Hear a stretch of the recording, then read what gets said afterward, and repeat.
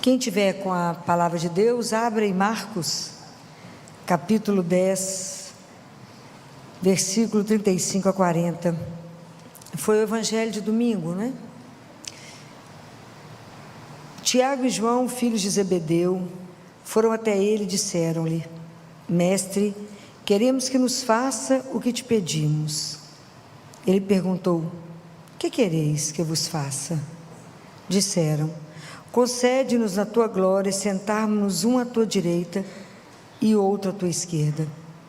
Jesus respondeu: não sabeis o que pedis. Podeis beber o cálice que eu beberei e ser batizados com o batismo com que serei batizado? Eles disseram-lhe: podemos. Jesus replicou-lhes: do cálice que eu beber, vós bebereis, e com o batismo com que eu for batizado, sereis batizados. Todavia, o assentar-se à minha direita ou à minha esquerda, não cabe a mim concedê-lo, mas é para aqueles aos quais isso foi destinado. Palavra da salvação. Que eu gostaria de conversar com vocês, que às vezes a gente escuta esse trecho, né? Fala: gente, eu nem sou filho de Zebedeu, né? Essa história não tem nada a ver comigo. Mas, na verdade, a pergunta que tem que ficar para nós é: podereis beber o cálice? O que significa isso? Quando Jesus fala do cálice, esse cálice não é um símbolo nem de vitória, nem de morte. É um símbolo de vida, cheio de alegria e de tristeza, mas que, bem vivido, é um caminho nosso de salvação. A nossa pergunta é: será que somos capazes de aceitar a cada dia as alegrias e as tristezas que a vida nos traz? Será que somos capazes de viver isso como precisa ser vivido? Quando Tiago e João responderam isso, eles não tinham noção do que eles estavam respondendo. Porque às vezes, no primeiro momento, é simples falar: você pode beber o cálice? Eu falo: posso. Mas para beber o cálice, eu preciso segurá-lo, elevá-lo e bebê-lo. São 3 movimentos que a gente precisa compreender isso. Então, Tiago e João não tinham noção de quem era Jesus. Eles ainda não tinham noção que o líder deles seria morto, era colocado numa cruz. Eles não tinham essa dimensão. Eles ainda não tinham imaginado que o líder deles acabaria assim, não é? A ilusão que eles tinham era que caminhariam com Jesus, mas que teriam uma recompensa. Quando em Mateus a mãe deles fala com Jesus, ela fala: ordena que um filho meu senta à direita e à esquerda. Então eu quero uma recompensa concreta. Nós queremos poder, dinheiro, fama e sucesso. É isso que nós queremos. O que eles imaginavam? Que quando Jesus assumisse o reino, ele ia julgar os romanos para lá. Jesus assumiria o reinado, estabeleceria um grupo dele de ministros, e cada um assumiria um cargo, e eles teriam total sucesso. Vocês imaginem quando Jesus falou: vocês podem fazer isso? Podemos, ó. Aí vocês imaginam quando eles começaram a caminhar com Jesus e começaram a perceber que o reino não era bem isso.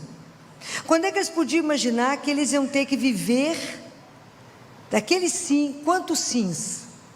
Quantos sims seriam dados? Não é fácil.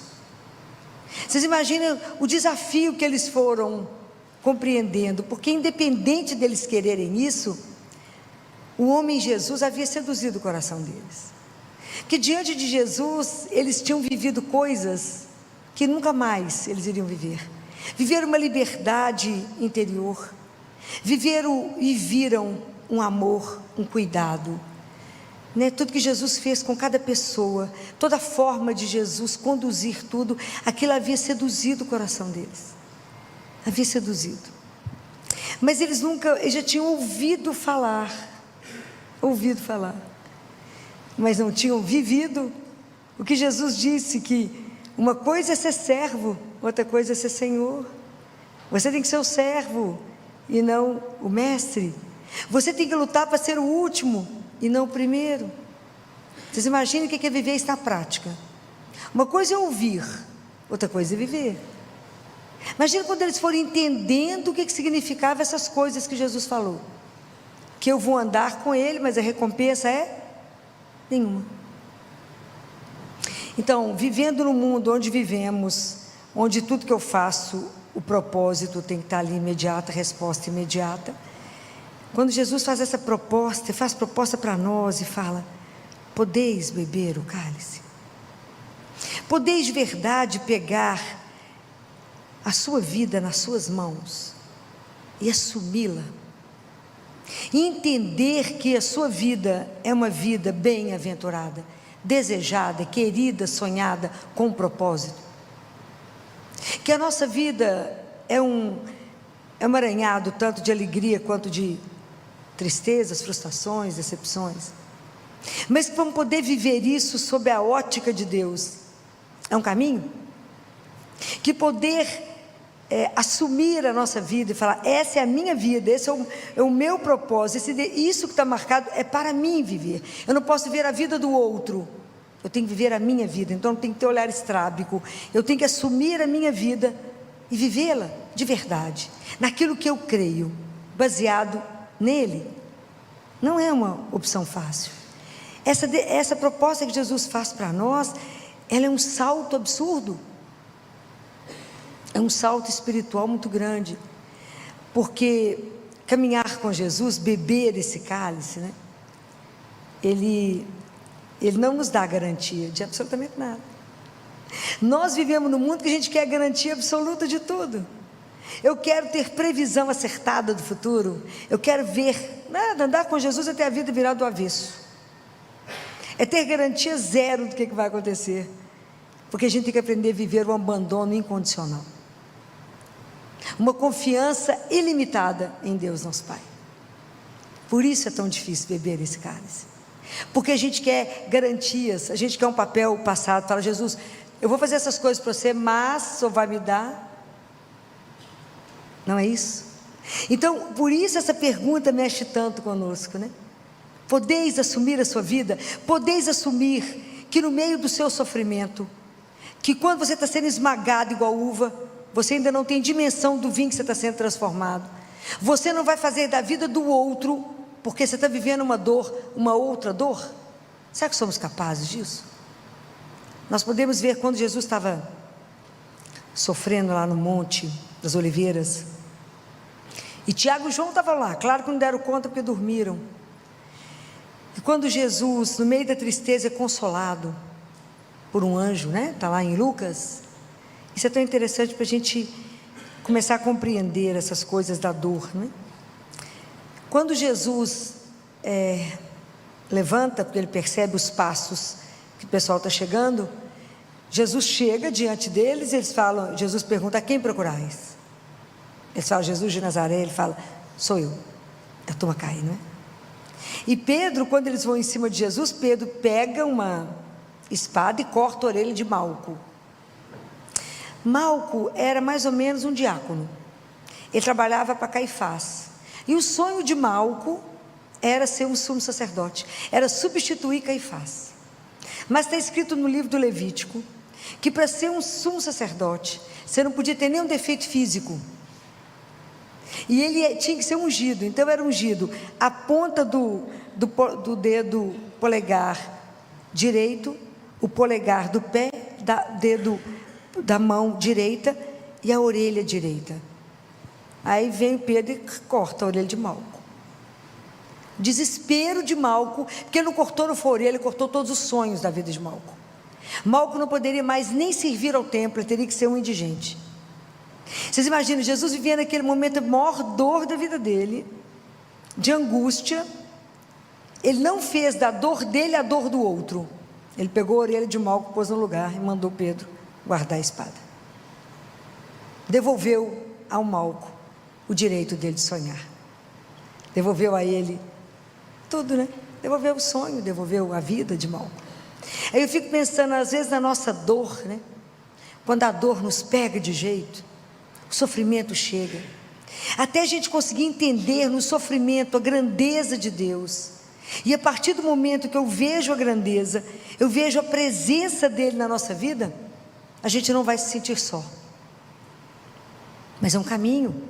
Por isso que beber esse cálice é tão difícil. Por isso que assumir essa vida junto com Ele é tão difícil.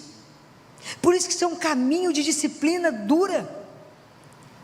Porque eu tenho que responder isso todos os dias. Vocês imaginam que, assim como os discípulos tiveram que fazer tantas viagens, sofreram tanto martírio, nós vivemos hoje alguns martírios brancos. E nós temos que, o dia inteiro, fazer escolhas, e que eu tenho que viver e avaliar se essa escolha pertence ou não a Deus. Então eu posso realmente beber esse cálice, eu posso pegar a minha vida com jeito e falar, essa é a vida sonhada. Eu posso erguer a minha vida em direção a Deus e ao outro e falar, nós caminhamos juntos, hoje você me ajuda, hoje eu te ajudo. Caminharmos em comunidade, criarmos uma comunidade de amor, porque foi isso que Ele fez na cruz. Porque quando Jesus bebeu o cálice até o fim, Ele nos devolveu o sonho do céu. Deus nos reconectou a Deus e nos reconectou uns aos outros. Então Ele criou uma comunidade de amor. E como que é difícil para nós viver essa comunidade de amor. Que luta é para nós vivermos isso. Então podeis viver? Será que vocês estão querendo andar comigo somente para ter uma recompensa? Somente para ter um brilho, para ter um sucesso, para ter um momento de glória? Caminhar com Deus é chão batido. Ninguém vê, a não ser Ele. São opções de uma vida sem brilho, mas é a opção de uma vida que o dia inteiro eu faço opção por Ele, pelo irmão, por causa dEle. A gente aprende a viver um amor. Então quando a gente vai beber esse cálice até o fim, isso é uma atitude de vida, baseado na confiança, baseado na esperança e baseado numa entrega incondicional. Não é brincadeira. Então quando Jesus viveu esse cálice até o fim, que Ele bebeu até o fim, Ele fez e nos ensinou uma entrega incondicional ao Pai. Então essa intimidade que Ele vive com o Pai, de amor, de confiança, é a mesma que Ele quer nos ensinar. Então quando Ele nos propõe isso, Ele fala, você quer viver uma vida aonde você não tem garantia de nada a não ser o meu amor? Você dá conta de viver isso? Quando é uma vida de entrega, de confiança incondicional. Por isso que é um processo. Por isso que o nosso processo de conversão ele é lento. Porque nós demoramos demais a trabalhar tudo isso em nós. Viver uma vida onde eu faço opção por Deus e creio num amor incondicional. Então para eu poder viver essa vida, eu tenho que estar com os meus pés centrados, enraizados naquilo que eu sou. E o que eu sou? O que você é? Filho de Deus. Então Senhor, como é que eu vivo essa vida, sabendo que eu sou filha do Altíssimo? Qualquer filho não, um filho amado. Eu sou um filho, uma filha amada de Deus. Então por isso, eu posso viver na certeza de que eu serei cuidada, eu posso me entregar, eu posso me abandonar, porque Deus irá cuidar de mim e vai me dar, sabe, de tudo que eu preciso e dará tudo que eu necessito na hora certa. Confia bastante para isso? Claro que não. É um desafio. É um desafio. Então por isso que essa proposta é um salto espiritual que eles não tinham dimensão. O que eles respondiam? Eles falaram, claro que podemos. Eu falo, claro que eu não posso.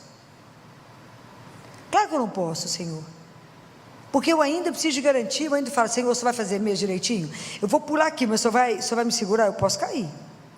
Você vai fazer isso? Você acha que a gente faz igual criança, que você está aqui em cima do altar, você fala, pula? Ela não pensa, ela pula.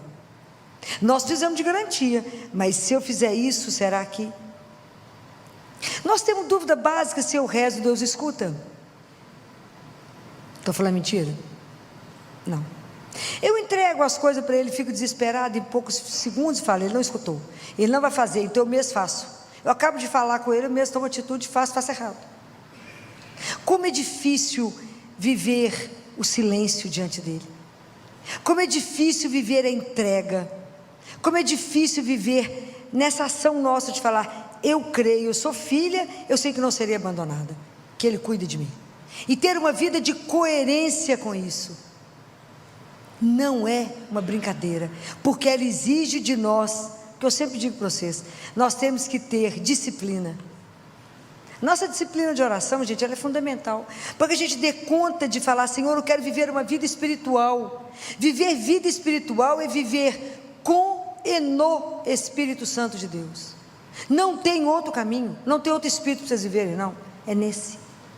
É no Espírito Santo de Deus. É só Ele que pode nos conduzir, é só Ele que pode nos orientar, é só Ele que pode nos dar coragem, audácia, para viver de verdade como filho do Altíssimo.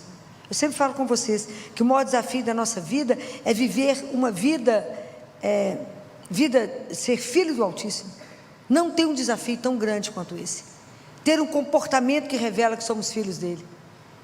Viver nesse abandono, nessa entrega radical, de falar: Ele é meu Pai, e Ele fará. Não, se eu não tiver um monte de segurança na conta bancária, no nome, nas pessoas importantes e famosas, isso serve para quê mesmo? Para nada. Se a gente não tivesse a consciência de que todos somos filhos, então quando a gente tem consciência de que a gente é filho dele, a gente é capaz de beber, de permitir que a nossa vida, como desses discípulos, sejam consumidos até o fim, e de viver uma vida de coerência com Ele até na hora da nossa morte. Hoje é dia de João Paulo II, aos 25 anos de idade, ele se tornou padre, aos 38, se não me engano, bispo, aos 58, papa, o maior pontificado até hoje da história, e teve que viver uma vida de entrega absoluta, de confiança absoluta. Quando vocês leem a história, a biografia dele, ele fala que às vezes ele ia dormir com tantos problemas que ele falava: não precisa se preocupar, amanhã eu vou contar tudo para o Papa. Aí de repente ele lembrava e falava assim: opa, o Papa sou eu, amanhã eu conto para o Papa. Aí era ele mesmo. Ele ia tantas vezes fazer adoração, já contei isso para vocês, que eles trocaram o piso do Vaticano, da capela, porque eles achavam que ele ia ter uma pneumonia, que ele ficava deitado em forma de cruz. Ele ia pelo menos 3 vezes ao dia prostrar diante dele, em confiança absoluta, em entrega absoluta. E o quanto que a gente vive uma fé ainda tão fraca, Eu acho que vocês nunca pensaram que essa pergunta de Jesus: podeis viver o cálice, podeis beber, é pergunta para cada um de nós. Você pode viver uma vida de entrega para mim, viver por mim, para mim. É aquilo que a gente reza hoje, quando a gente reza a oração, a Sagrada Face, que eu possa viver somente convosco, por vós, em vós, para vós. Que distância existe até a gente dar conta de cumprir isso? Ter os mesmos sentimentos dele, os mesmos desejos dele, e viver somente para cumprir a vontade dele. Ô luta! Porque na verdade nós queremos muitas vezes ter Deus para usar de Deus, às vezes para o prestígio, às vezes para a fama, e às vezes para que Ele faça aquilo que eu quero. Não fará. Então o desafio de hoje é grande, mas hoje nós vamos pedir a Jesus a graça de viver no Espírito Santo e com o Espírito Santo, para que Ele possa nos conduzir em todas as ações da nossa vida, para que todos os dias da nossa vida a gente possa pensar em quantos sims nós temos que dizer, e que a gente possa continuar a cada dia podendo responder sim a essa pergunta que Ele nos diz: podeis beber o cálice? Que Deus nos dê a graça de pensar com profundidade na nossa vida hoje, de como que nós estamos vivendo a nossa vida, com que propósito nós estamos vivendo a nossa vida, para onde queremos, aonde queremos chegar, que a gente possa colocar a nossa vida a serviço dele e do outro, porque nenhum de nós se salva sozinho, mas que a gente possa chegar juntos na casa do Pai, que Ele possa trabalhar em nós essa coragem de cada momento da nossa vida dizer sim a Ele. Qual recompensa você vai ter? Não é essa preocupação, não é essa, não tem que fazer isso para receber aquilo, é sem preocupar, é simplesmente se entregar àquele que por amor me fez, por amor me criou, por amor cuida e por amor espera cada um de nós. Deus espera por nós. Então o caminho que nós estamos fazendo aqui é um caminho de opção diária, e que a gente possa lembrar dessa frase essa semana: podeis beber deste cálice. Que por intercessão de Nossa Senhora, a gente tenha coragem a cada dia de dizer a Ele: sim, Senhor, me ajuda a viver como esses discípulos viveram, uma total entrega à vossa santíssima vontade. Louvado seja nosso Senhor Jesus Cristo. É com muita alegria, né, que a gente encerra um ano, né? É com alegria. E com a responsabilidade que eu sempre digo para vocês, da gente de trazer sempre algo para que a gente possa pensar, para que a gente possa não viver um cristianismo rotineiro, mas um cristianismo que sempre te coloque a rever a sua caminhada. Porque nós estamos chegando perto de celebrar o Natal. E nós vamos, às vezes, celebrando o Natal de uma forma rotineira. E se alguém te perguntar: qual é o mistério do Natal? Por que se celebra o Natal? Por que você se reúne para o Natal? Qual é o segredo do Natal? E às vezes a gente fica embaraçado e não sabemos falar. Por que no Natal se tem uma alegria? Mas eu não sei qual é a razão da alegria. Então é preciso repensar. Por que temos uma motivação para estarmos juntos? Porque enquanto acharmos que celebrar Natal é sentir aquela alegria porque estamos juntos, os irmãos, porque trocamos presentes, porque estamos todos com saúde, celebramos um monte de coisa, menos o Natal. Então é preciso repensar. Não podemos viver Jesus de uma forma automática, mas isso tem que ter uma razão para nós. Porque somos nós, esse tanto de pessoas aqui reunidas, que seremos as testemunhas desse Deus vivo. Então, quando a gente pega o Evangelho pela ótica de Mateus, e quando ele descreve o nascimento de Jesus, que está em capítulo 1, ele fala: a origem de Jesus foi assim: Maria, sua mãe, estando comprometida com José, mas antes de viverem juntos, encontrou-se grávida por obra do Espírito Santo. José, seu esposo, sendo justo, mas não querendo difamá-la publicamente, decidiu repudiá-la em segredo. Mas enquanto ele refletia sobre isso, o anjo do Senhor apareceu-lhe em sonho e disse: José, filho de Davi, não tenhas receio em receber Maria, sua mulher, pois o que nela foi gerado vem do Espírito Santo. Ela dará à luz um filho, e tu lhe porás o nome de Jesus, pois ele salvará seu povo de seus pecados. Tudo isso aconteceu para que se cumprisse o que o Senhor tinha anunciado pelo profeta. A virgem conceberá e dará à luz um filho, e ele será chamado pelo nome de Emanuel, que é traduzido Deus conosco. Quando José despertou do sono, fez o que o anjo do Senhor lhe tinha ordenado. Palavra da salvação. O nome de uma criança, antigamente, sempre que ele era dado e ele expressava a missão daquele menino. Então, quando Jesus vai ser gerado, José já sabe que ele será chamado Jesus, porque ele vai salvar a humanidade dos pecados. Os antigos cristãos, eles andavam com o nome de Jesus no coração, na cabeça, e sempre repetiam o nome de Jesus, se reuniam em nome dele, rezavam em nome dele, tudo que fazia em nome dele. Então eu fico pensando que nós estamos vivendo uma época, que a humanidade nunca esteve tão desorientada, tão sem oriente, tão sem noção do que caminhar. Então, quanto a humanidade está precisando falar o nome da única pessoa que pode nos salvar, da única pessoa que pode pegar a humanidade e dar um norte, pode nos orientar de novo para fazer uma caminhada mais digna de um ser humano, que não está digna.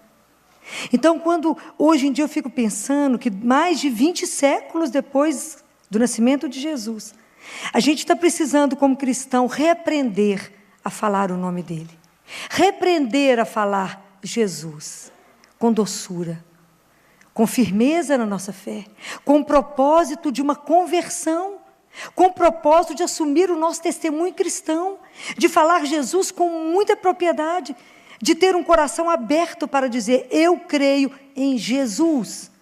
Não encolher quando fala o nome dele, não se envergonhar, não diminuir o tom, mas, ao contrário, se posicionar quando fala, eu creio em quem? Em Jesus, o Filho do Altíssimo, que também é chamado Emanuel, e que nunca mais, e ninguém no mundo pode ser chamado assim, porque a partir do momento que Deus veio, Emanuel, é Deus conosco, ninguém mais é sozinho no mundo, ninguém mais, porque agora Deus caminha conosco, não somos mais solitários, somos solidários, Deus caminha, para nós que acreditamos, sabemos que por causa de Jesus, a partir de agora, a partir de então, por causa dele, Deus vem até nós para nos curar, para nos proteger, para nos abençoar, para caminhar conosco. Então esse nome Emanuel, esse nome Jesus, ele tem poder. Está escrito que todo joelho deveria se dobrar no céu, na terra e abaixo, porque o nome dele é sagrado e é santo. E como é que nós temos falado isso? Tem hora que a gente precisa relembrar. Como é que eu tenho usado o nome de Jesus? Qual é o significado de quando eu falo esse nome? O que ele me evoca? Ele é o único que podemos esperar a nossa salvação. Ele é o único que nós podemos colocar a nossa esperança. Ele é o único que pode resolver qualquer situação de injustiça que estivermos vivendo. Ele é o único a quem nós podemos recorrer. Ele é o único. É Jesus, a única pessoa que vai nos conduzir. Então, o quanto que a gente precisa repensar esse sentido. E que essa é a grande razão da alegria do Natal. A alegria do Natal, a chave do entendimento do Natal. E da nossa alegria é essa, porque hoje nasceu o Salvador. Porque Jesus veio. E que a partir de agora não estamos mais sozinhos. E porque não estamos mais sozinhos, essa notícia é para todo mundo. E somos nós os portadores de levar essa notícia para quem está doente, está triste, está desanimado, está desamparado. Deus veio e você não está mais só. Há alguém que cuida de você. Há alguém que te ampara. Porque é tão interessante como é que Deus surpreendeu todo mundo. Esse mistério desse Deus encarnado, que a gente pensava que Deus poderia vir como um todo-poderoso. Vir para poder impor. Vir como um teólogo, ou um filósofo, ou qualquer outra coisa, e ele veio como uma criança. Então, o Natal passa a ser a expressão da ternura de Deus. Você olha para uma criança, é a expressão da ternura. A misericórdia mudou de nome no Natal, chama-se ternura. É Deus que vem. E vem como uma criança, e essa criança, nós podemos fazê-la rir ou chorar, não é? Quando nós olhamos para uma criança, a criança fica procurando o seu olhar para te fazer rir. Para dar um sorriso para você, mas nós podemos fazer essa criança rir ou chorar. Então, quando você olha o nascimento de Jesus pela ótica de Lucas, e que quando Jesus nasce, e que os anjos chegam aos pastores, e fala para eles, não temais, hoje eu vos anuncio uma grande alegria, nasceu para vocês o Salvador. Essa notícia é para todos, essa alegria é para todos. Mas é tão interessante que, na hora que vocês relerem Lucas, vocês verão que os pastores tiveram medo da luz, mas não tiveram medo das trevas, onde eles já estavam no escuro. Então, que nesse Natal a gente não tenha medo da luz de Deus. Porque às vezes a gente tem medo de quando a verdade vai chegando, quando Jesus vai se colocando muito perto de nós. A gente tem medo dessa luz que vai revelar a nossa vida como ela está, e que vai exigir de nós uma atitude de nos posicionar. Então a gente prefere ficar escuro e ter medo dessa luz. Então a gente se afasta e fala, vou dar um jeito de driblar isso, porque essa luz está me ofuscando, está me dando medo e não está me deixando ver. Então o quanto que é preciso a gente acreditar, né? Não ter medo de que essa luz veio trazer para a nossa vida uma mudança. Que quando vamos celebrar o Natal, nós vamos ir olhar para essa criança e falar, nós podemos recomeçar. Quando eu vejo uma criança, a gente sabe que há um mistério novo ali. Há uma oportunidade da gente chegar perto de uma criança e recomeçar. A criança ela tem uma propriedade única. Ela consegue extrair de nós o que a gente nem sabia que tem de melhor. Começa a conviver com uma criança, você verá quanta coisa você descobre que você é capaz. Por isso somos convidados a olhar para o menino Jesus. Ele é um menino para poder nos ajudar a recriar a nossa vida, a recomeçar a nossa vida. Pablo Picasso fala que o quanto que é difícil se tornar criança. E Jesus fala o quanto que a gente precisa se tornar criança para ver o reino de Deus. Porque é preciso que a gente se aproxime desse Deus menino para Ele nos fazer ter essa infância espiritual, essa inocência espiritual. É preciso querer. Santa Teresa de Lisieux fala: como eu posso ter medo de um Deus que se fez menino por amor a mim? Como ter medo de Deus? Então tem hora que a gente precisa repensar o nosso cristianismo nisso. Como é que tem sido a minha caminhada? Eu caminho com Ele mais com medo de Deus? Ou eu caminho com Ele sabendo que Ele veio, é aquele que veio trazer para a minha vida a certeza de que sou filho do Altíssimo e a certeza e uma esperança de uma eternidade. Porque se eu caminho com Deus, nos meus lábios e no meu coração, eu posso viver e morrer com esperança. Nós precisamos de colocar Deus dentro de nós, é fazer a experiência de ser amado, não do amor externo das pessoas que convivem perto de nós, mas tomar a consciência que Deus habita dentro de cada um de nós e Ele nos ama a partir de dentro. Então, o convite de parar tudo, apesar da correria, apesar que o Natal é um mistério muito maior. É a certeza que a bondade é que governa todas as coisas. É a certeza que o bem vai prevalecer. É a festa da ternura de um Deus, que fez tudo isso por amor. Um amor que a gente não consegue ter dimensão. Então, o quanto que a gente precisa aprender na noite de Natal, que no meio de tanta confusão, de tanto burburinho, de tanta festa, de tanta confraternização, se você parar e olhar lá no meio, às vezes você acha lá no meio o menino deitado numa manjedoura. É para ele que nós temos que olhar. É para ele que a gente precisa depositar o nosso coração. É para ele que a gente precisa se colocar e falar: me ajuda a recomeçar. Me ajuda a recriar a minha história. Me ajuda, Senhor, eu quero fazer um cristianismo diferente. Eu quero viver uma fé diferente, pura como menino, simples como uma criança, caminhar na sua santíssima presença. Eu quero. A gente precisa olhar para Nossa Senhora e pedir a ela que nos ajude. Ela que teve uma fé e uma obediência incondicional a Deus, incondicional, à proposta de Deus na vida dela. Que ela nos ajude a caminhar e ter uma caminhada mais profunda, ter uma fé mais profunda em Deus, sair do raso da nossa fé, mas mergulhar no mistério, nesse mistério de um Deus que veio para nós. Como diz Santo Agostinho, o céu não podia conter Deus, e esse Deus se encerrou no ventre de uma mulher. Esse Deus que veio ser amamentado por ela, e esse mesmo Deus é que se tornou o nosso pão.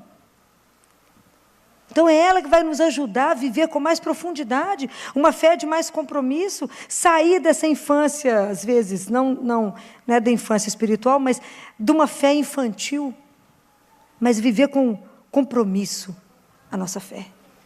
E peço tanto a São José, que me dê a mesma disponibilidade que Deus deu a ele. São José, ele não questionou.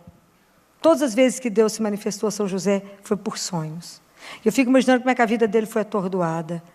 Não sabia se casava ou não, se ia embora ou não. Não, José, sua vida vai mudar agora. Você vai assumir, você vai ser mãe, você vai ser pai do Filho de Deus. E ele assume. E quando ele pensa que ele está dormindo, sossegado, levanta, você tem que ir para o Egito. Como? Agora. Com o quê? Deus proverá, vai embora. E quando ele acha que a vida dele está melhor, não, agora você volta para o Egito. José, ele foi um homem que sempre teve que estar pronto a qualquer hora para fazer a caminhada de Deus. E eu fico imaginando que às vezes a gente faz tanto senão para Deus. Eu posso fazer as coisas a partir de quando eu conseguir fazer isso, quando eu tiver tal coisa. Então a gente coloca condições para servir a Deus. José não. José serviu a Deus naquilo que ele tinha, na miséria dele, na pequenez dele, daquilo que Deus pôde contar, com a humildade, com a fidelidade, com a obediência dele e com uma fé incondicional a Deus. Chamou, estou pronto. Vai, José. Ele foi, sem questionar. Vai até lá, ele foi. Aonde ele tinha que ir. E nós, muitas vezes, para poder fazer algo que Deus pede, são tantos senões, são tantas cláusulas que a gente pede. Tantas coisas que a gente coloca para fazer ou não aquilo que Deus quer. Então, o quanto que a gente precisa abrir o nosso coração para esse mistério insondável do Natal. Qual é a alegria? Deus nasceu, Deus veio até nós por uma única razão, por amor. É preciso permitir que Deus nasça no coração de cada um de nós, porque Deus pode nascer 2.000, 3.000 vezes em Belém, se Ele não nascer no coração de cada um de nós, o Natal não acontecerá para você. É preciso abrir o coração para que o Senhor nasça. É preciso aceitar viver esse mistério desse amor incondicional de Deus.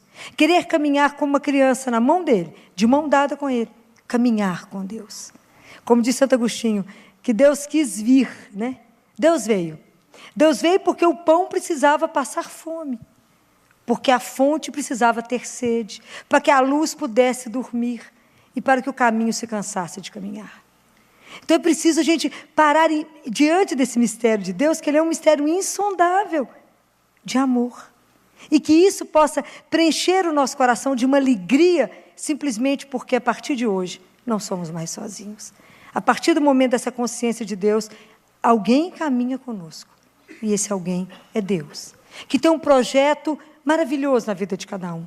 Ver-nos revelar o amor de um Pai. Que Ele possa nos dar a graça, né? De tomar a consciência de ser filho do Altíssimo, de a gente poder avaliar a nossa vida diante dele e ver aonde que a nossa vida não caminha bem com a dignidade de ser filho. Um Deus que vem na simplicidade, nessa simplicidade, e que ele consiga encontrar, da mesma forma como ele não em Belém, ele não conseguiu lugar para ficar, mas ele conseguiu no coração daquela mulher, de Maria, um aconchego, que a gente também possa ser um lugar para que Deus possa habitar, de verdade. De verdade. Que a gente possa querer pronunciar esse nome com a doçura que esse nome merece. Entender que Deus, que a festa do Natal é a festa da maior ternura que o mundo já conheceu. Deus se fez pequeno para que a gente pudesse chegar até Ele, porque senão como chegaríamos até Ele? Como poderíamos nos aproximar de alguém grande, mas de alguém pequeno, de uma criança, na fragilidade de uma criança, nós podemos ver a nossa fragilidade, podemos ver a nossa pequenez. Ele se encerrou ali para nos revelar tantas coisas. Então é preciso pensar nisso. É preciso pensar nessa grandeza desse Deus. Eu quero encerrar com um poema de Santo Agostinho, para que a gente possa repensar o nosso Natal. Que a hora que a gente pensar no nome dele, a gente pense antes de pronunciar. E que a gente possa ter uma doçura e um amor incondicional na hora de falar esse nome tão doce para nós, que nos evoca quanta coisa de boa tem. Porque o nome de Jesus não tem nada de ruim para nos evocar. Apenas a bondade, a doçura e a misericórdia. Um Deus que veio nos revelar quem é o Pai, não é? Porque se hoje eu posso, nunca ninguém viu o Pai a não ser Jesus, mas se eu tenho medo, como é que Jesus, se eu lembro de Jesus como ele acolhia os pecadores, eu posso lembrar de como é que ele vai me acolher? Se eu sei como é que ele cuidou dos doentes, eu sei como é que ele vai me acolher na minha miséria. Então é só olhar para Jesus e ver as atitudes de Jesus. Nós sabemos como é que é o Pai que ele veio nos revelar. Então eu queria encerrar com um poema bem lindo de Santo Agostinho. Santo Agostinho fala desse mistério adorável do Verbo encarnado e que ele faz uma meditação junto com a Nossa Senhora e fala: junto a vós, ó Virgem Mãe, ficamos a pensar, diante da manjedoura, donde jaz o menino, para partilhar do vosso mesmo assombro diante da imensa condescendência de Deus. Dai-nos vossos olhos, ó Maria, para decifrar o mistério que se esconde nos frágeis membros do Filho. Ensinai-nos a reconhecer a sua face nas crianças de toda raça e cultura. Ajudai-nos a ser testemunhas credíveis da sua mensagem de paz e de amor, para que também os homens e as mulheres da nossa época, marcada ainda por fortes contrastes e incríveis violências, saibam reconhecer o menino que está nos vossos braços, o único Salvador do mundo, fonte inesgotável da paz verdadeira, que no íntimo é o que anseia cada coração. Eu desejo que cada um de nós aqui, que cada família reunida, que a gente possa levar para as outras pessoas que ainda não entenderam esse mistério, que acham que o Natal encerra uma tristeza. Mostre qual é a chave da alegria do Natal. A alegria do Natal é porque Deus está conosco. Nós temos o Emmanuel que caminha conosco. E que no ano de 2018, a gente possa desfrutar da consciência de que a gente caminha todos os momentos da nossa vida na presença do Altíssimo. E que a gente tenha um ano abençoado, de saúde e paz, na presença daquele que sempre nos reúne porque nos ama. E que, se for da vontade dele, que em fevereiro a gente recomece. Um Feliz Natal e um Ano Novo de saúde e paz.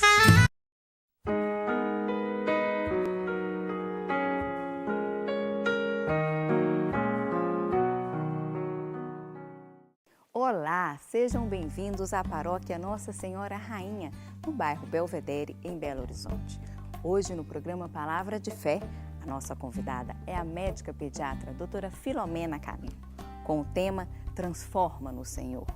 Acompanhe. O Evangelho de domingo, de João, capítulo 12, foi um evangelho maravilhoso, um evangelho denso, um evangelho onde a gente precisa sentar e pensar, rezar. Mas desse evangelho eu quero tirar um versículo para a gente conversar. Versículo só. Quando Jesus nos diz: se o grão de trigo caído na terra não morrer, permanece só, mas se morrer, produz muito fruto. Palavra da salvação. Fico pensando, quem de nós hoje, quando escuta uma palavra dessa, não treme? Se o grão de trigo não cair na terra e não morrer, vai permanecer só, né? Se ele não cair, mas se ele cair, vai produzir muito fruto. Fico imaginando isso para nós, ouvirmos isso 2000 anos depois, quando nenhum de nós conviveu com Jesus. Não convivemos com Ele como homem. Não vimos as ações dele ao vivo. Não pudemos desfrutar do olhar dele, dos abraços dele, da ternura dele. Então, essa palavra, essa frase solta 2000 anos depois, no mundo da sociedade do cansaço, o que isso mexe com cada um de nós? A gente para e pensa, como é que eu vou viver isso hoje? E quando eu penso que nós fizemos uma caminhada grande nessa quaresma, repensando, e hoje, mais uma vez, nós estamos às portas da Semana Santa, às portas. Eu fico pensando que essa frase hoje, para mim e para cada um de nós, um convite.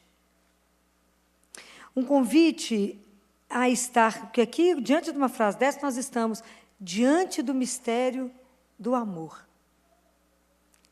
A questão de Jesus conosco hoje é: vocês estão dispostos, cada um de nós, a viver a aventura de ser amado? Uma consciência que existir é muito mais do que respirar, do que comer. Existir é existir com. Será que nós já desenvolvemos a capacidade de imaginar que existir eu existo com alguém? E esse alguém que ele nos convida é ele mesmo.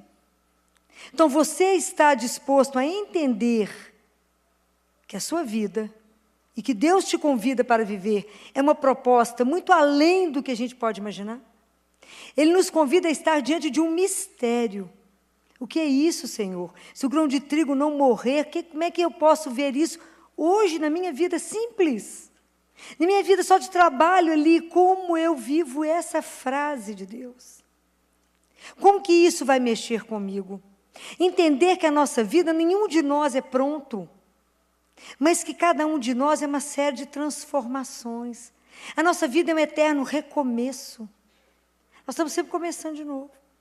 Então, é um momento da gente parar, se colocar como cristão, entender aonde eu estou. Qual é a minha consciência diante de um convite desse de Jesus? Para viver profundamente um amor, de viver uma vida de entrega profunda ao Pai e ao irmão. Como é que eu me situo nisso hoje? Falo, Filó, mas é muita dificuldade, eu não sei se eu estou disposta a viver tudo isso. Por que a gente não está disposto a fazer uma entrega? Porque nós ainda estamos muito presos em nós mesmos. Porque o que Jesus quer dizer aqui é que, assim como o grão tem uma casca, tem um invólucro, nossa vida está envolvida numa casca. E que a nossa vida verdadeira só vai ser libertada o dia que a gente permitir quebrar isso. E essa casca que nós temos que quebrar chama-se egoísmo. O egoísmo é a fonte, a raiz de todo pecado. Se a gente parar e pensar bem, ele é a raiz. Mas o quanto que é difícil eu sair de mim. Então eu fico sempre afagando o meu falso ego, né? Aquele que quer fazer com que eu seja sempre inflado, sempre o melhor, o maior, né? Sempre correndo atrás dos S's da vida, do sucesso, né? Do dinheiro, da fama. Os 3 pontos de poder. Quando Jesus nos coloca uma outra realidade. Então, o que Jesus quer hoje, nessa noite, né? Que quando a gente é confrontado com essa palavra, nós somos confrontados para começar a viver uma vida espiritual de verdade. E vida espiritual não é vida de ilusão, não, Virgínia, não é para devagar, não, é real. É conviver e viver um amor real por Deus acima de todas as coisas e ao próximo. Mas como é que eu vou viver isso quando Ele me chama para viver isso aqui? Ele está nos convidando para viver uma vida de verdade, uma vida que vale a pena ser vivida. E aí eu penso e pergunto para você, como eu pensei muito, o que é vida? Isso é uma coisa que cada um de nós precisa pensar. O que é vida para você? E se a gente vai despertando a consciência que nós nascemos dele, que nós não somos, nenhum de nós se criou, nós não somos o absoluto em nós mesmos, nós não conseguimos fazer nada por nós, nós somos criados, amados. E se eu sei que eu caminho a cada dia, nós somos convidados, não é para ser um ser para a morte, mas ser um ser para cada dia para renascer. Essa é a proposta. Como é que eu estou vivendo e propondo isso para mim? Até que dia que eu vou viver na ilusão? Porque, na verdade, a nossa vida é desmascarar a ilusão 24 horas. Tanto que o mundo nos puxa para uma realidade que é uma ilusão. E é onde a nossa vida consiste em aprender a se conhecer, saber que viemos de um Pai e que voltamos para esse Pai. Então, como é que eu estou construindo a minha vida? Essa é a proposta dele. Até que dia que você vai viver somente para você mesmo? Somente voltado para o seu próprio umbigo, incapaz de ver o que está ali. Incapaz de pensar num Pai que nos criou, fez irmãos. Então, a palavra de Deus, se ela não tiver um impacto em nós, se o discurso de Jesus é belíssimo, mas se não tiver esse impacto em nós, que Páscoa vamos viver? Que Páscoa? Como é que nós vamos viver uma Semana Santa? Por isso que o povo viaja Semana Santa. Diz que é cristão. Meu coração até dói quando fala, não, estou com viagem marcada. Eu falo, não. Até seguro assim lá no consultório para não falar. Morro da língua. Porque é duro. Como que nós, nesse século, como que nós fazemos descaso desse amor de Deus por nós? Porque se Ele não morresse por nós, aí sim poderíamos chorar muito. Então, como é que esse amor dele não nos faz tremer, a fazer com que a gente transforme a nossa vida? E nós vamos viver nessa situação de normose, na nossa zoninha de conforto, e não fazemos nenhum progresso. E Deus Pai fala, eu já falei isso, vou repetir. Como que vocês sofrem por não conseguir os bens materiais que vocês querem, mas ninguém sofre por não conseguir nenhum ganho espiritual? E eu falo com vocês, assim, de irmão, né? Nós temos que acordar. Nós temos que começar a ver a nossa vida e falar, Jesus, como é que eu vou caminhar com tanto defeito, com tanto vício, se eu não estou fazendo nenhum trabalho em mim para conseguir viver as virtudes? Como eu vou conseguir entender essa palavra que o Senhor mandou? Como eu vou conseguir? Deus é tão misericordioso e tão bom que Ele pôs um exemplo na natureza para que a gente pudesse ver, que é o bicho da seda. O bicho da seda é a maior metáfora espiritual que existe para nós. Mas assim, a gente vê, não presta atenção. A gente não vê. A gente olha e não vê, a gente não repara. Olha a história do bichinho da seda, era uma lagarta que arrastava, andava ali no chão. Até quando ela completa o ciclo, ela entra, para, fecha toda no casulo, E ali dentro ela passa por uma transformação. Ela murcha toda e ela começa a arrancar. Arranca os olhos, ela vai arrancando tanta coisa dentro dela, até que ela vai passando por uma fase intermediária, até o momento que ela se transforma numa borboleta, abre e voa. É porque o propósito de Deus para nós é que a gente tire tanto peso de barro para se transformar em algo espiritual. A nossa transferência daqui para o céu, ela não pode ser levada no peso. Lá é o eterno, aqui é o temporal, é o eterno definitivo. Então nós temos que trabalhar em nós a nossa caminhada. Então a gente não entendeu que para ser caminhante, peregrino, a gente não carrega muita coisa, e para se carregar muita coisa tem peso, não anda. Então eu fico imaginando São João da Cruz, que quando ele pregar no convento, as freirinhas por fim ficavam com o pescocinho para cima. E ele falava assim, por que vocês estão todos olhando para cima? Porque o senhor está aí em cima. Ele levitava enquanto ele falava. De tão leve que ele era. Ele ia falando com o povo e levitando. De repente o povo está todo olhando para cima. Por que vocês estão olhando aqui? Não, porque o senhor está aí. Ele não percebia. De tão leve que ele já estava. E aí vocês imaginam o nosso inverso. Tanto peso, que para deslocar a situação não é mole, não. Fala a verdade. Então, a proposta da nossa caminhada, de fazer dessa Páscoa um renascimento, de ter coragem de se olhar e falar, Senhor, eu preciso morrer para minhas coisas próprias, para esse amor próprio, que na verdade ele é doentio e que faz com que eu pense só em mim. Não, Jesus não está mandando ninguém deixar de se amar, não é isso.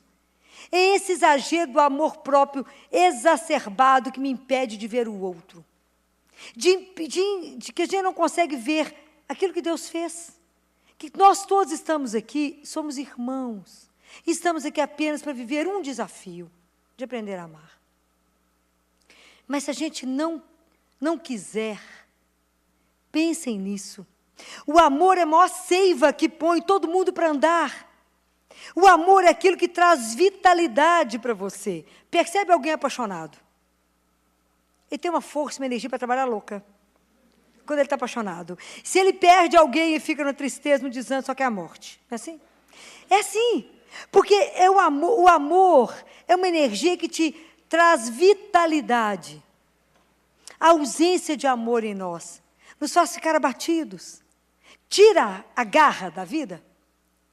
Então, qual é a grande força que você tem? Qual é o grande motivador da sua vida? Porque quando você tem uma grande motivação, uma grande força, como Jesus tinha uma grande razão, ele era uma pessoa que o amor dele contagiava. Então, se a gente começar a prestar atenção e procurar viver o amor, todos os nossos sentidos nós vamos perceber a presença de Deus, pelo nosso olhar, pelo ouvir, pelo paladar, pelo cheiro. Vocês vão até sentir o cheiro dele. Vocês vão começar a perceber as coisas de Deus. Mas enquanto a gente não aprender a viver esse mistério de amor, todos os nossos sentidos atrofiam. Porque, na verdade, no mundo que nós estamos vivendo, só tem 2 sentidos que estão sendo muito chamados. Quais são? O que as pessoas mais te perguntam? Você viu tal coisa, não é assim? Fulano, você viu o que aconteceu? Fulano, você escutou? Então, a gente só tem trabalhado a visão e a audição. O resto dos sentidos em nós está atrofiado. Porque o mundo te chama o tempo inteiro, e o mundo que nós estamos é visual. O mundo inteiro te avalia pelo que você se mostra.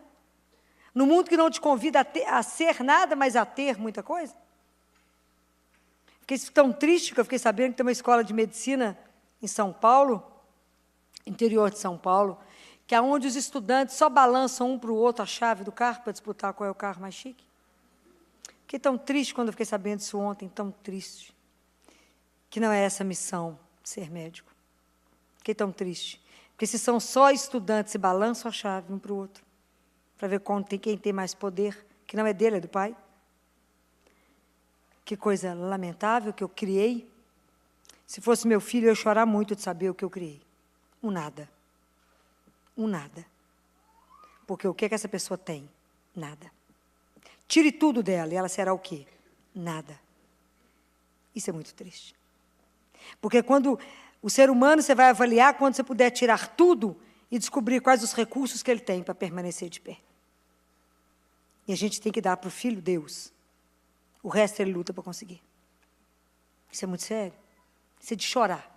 Porque como é que uma pessoa dessa pode cuidar de você? Pensem nisso. Então, quando eu fico pensando nessa sair da história, não é? Mas é porque isso me chocou profundamente. Mas é porque quando Jesus nos convida para uma missão dessa, numa consciência de ser amado, sentir-se amado, que a nossa vida vai traduzir-se numa resposta desse amor que eu recebo. Então, por isso, a única coisa que eu tenho para viver e dar é amar. Então, se eu descubro que a minha vida é uma fonte de amor, porque eu recebo, esse amor é multiplicador. Quantas possibilidades estão escondidas dentro de nós, dentro de cada um de nós, para viver uma vida de verdade que Deus te convida. E nós estamos amarrados no nosso nada, porque temos medo de nos entregar, porque não a conhecemos, não confiamos. Então a gente vive no medo, a gente vive parado, falando assim, gente, esse povo acredita em Deus, será que é bom mesmo? Será que vale a pena acreditar mesmo? Será que vale a pena crer em Jesus? E porque não acreditamos o bastante, não temos coragem de fazer o que o outro faz, ficamos paralisados. E a nossa vida fica atrofiada. E pelo medo eu não construo nada. Então, esse convite de Jesus de estar diante de um mistério e falar, você quer viver uma vida capaz de transformar tudo? É uma proposta, mas uma proposta audaciosa. De ser como o bicho da seda que quando vai voar, não se lembra mais do que passou. Antes ele arrastava, agora voa. Essa é a nossa proposta. De sair de ser esses seres tão mais ou menos que somos e permitir a Deus que quebre, que nos quebre. E que permita que a vida verdadeira que está dentro de nós desabroche. Por isso que eu perguntei no início, qual de nós que quando escuta essa frase não treme? Porque, na verdade, a proposta de Jesus para nós é uma transformação da nossa vida. Dessa vidinha mais ou menos que a gente criou para nós.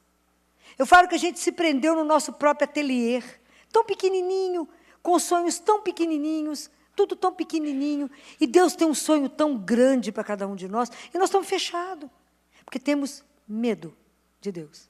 Temos medo de se comprometer. Temos medo de sofrer. Se você não quer sofrer, tem uma regra, não ame.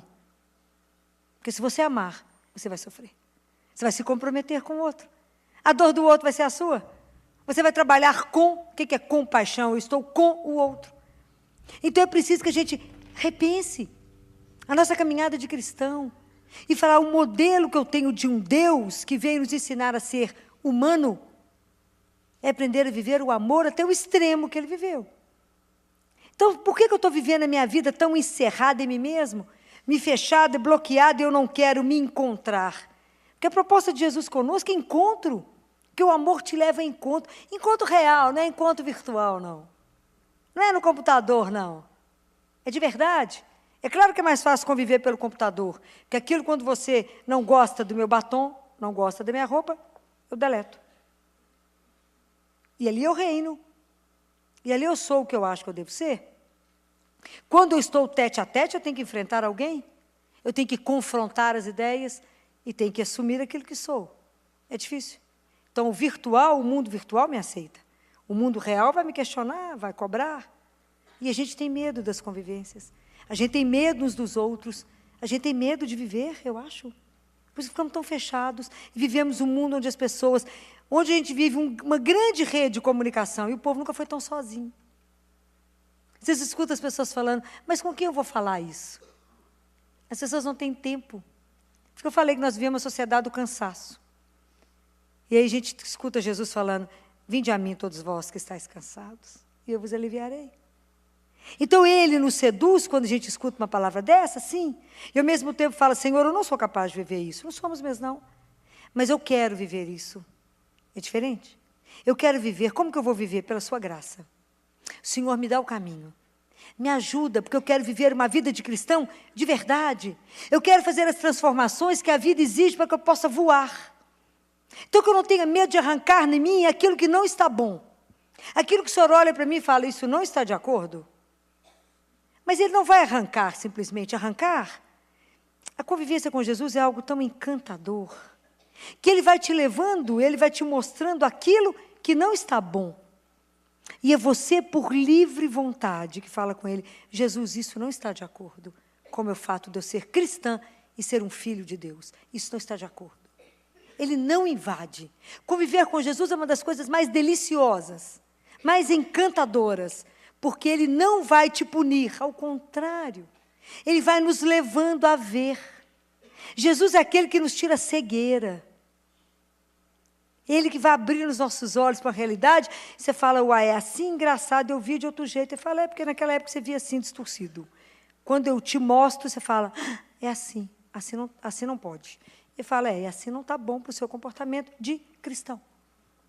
E é tão encantador, porque Jesus vai nos levando, Ele vai nos transformando tão devagar, porque Ele só faz aquilo que a gente permite.